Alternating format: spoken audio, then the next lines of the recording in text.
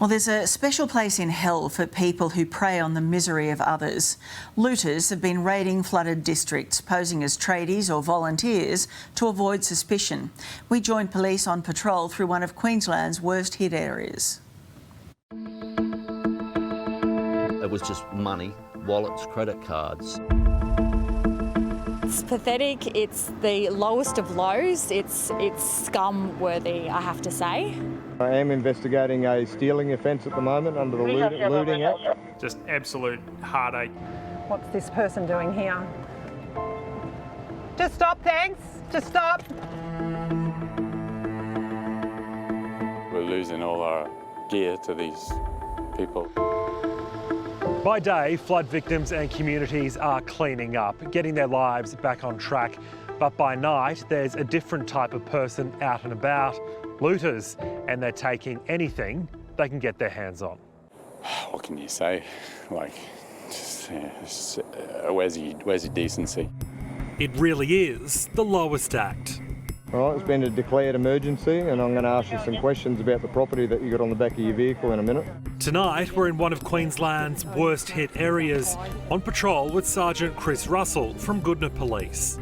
To have someone come along and just, go through their possessions and take what little valuable things they have left. It's just disgusting to see.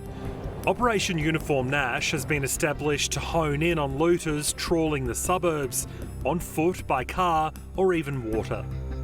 This man looks like he's out for a leisurely kayak, but police are quick to discover his adventure is far from a peaceful paddle. You are under arrest for stealing, okay? This bloke thought he'd help himself to fishing bait from a flooded convenience store, while a woman was found with these pot plants and other belongings allegedly taken from victims' homes. Did any of it belong to you?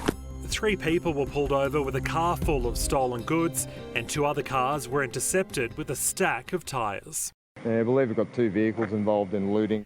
Since launching a week ago, dozens of looters have been nabbed. We're taking a zero tolerance approach at the moment where they will be charged with a criminal offence.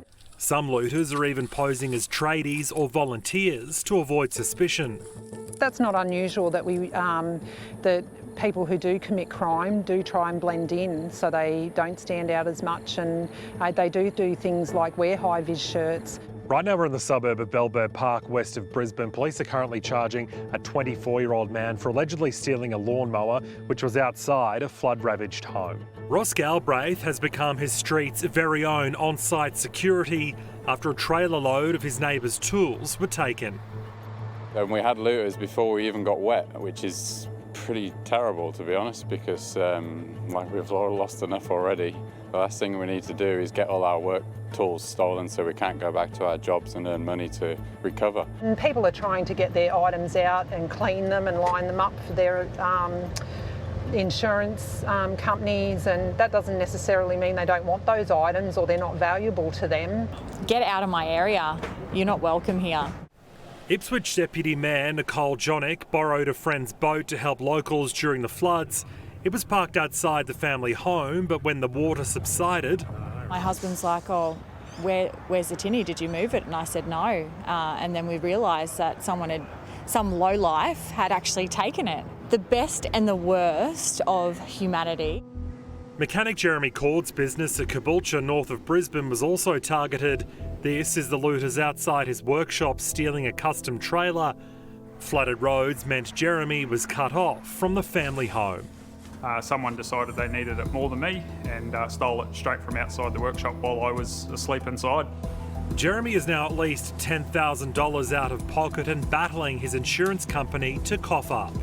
The criminals, the guys that are taking this stuff from not only businesses but from private houses and properties, they need the harshest penalties brought down on them. Put yourself in that position if it was your home, and how you would feel if someone then came along and took the last of your possessions. This late-night loiterer helped himself to credit cards and cash, allegedly pocketing over $3,000 from residents at a flooded area of the Gold Coast. Eric Williams is now on high alert should he pay the street another visit. Look, I've got family that have lost everything Go and help people that, you know, and get some respect instead of just being a low-life scum taking from, you know, decent people. And the looters caught by this task force will be fronting court over the next couple of months.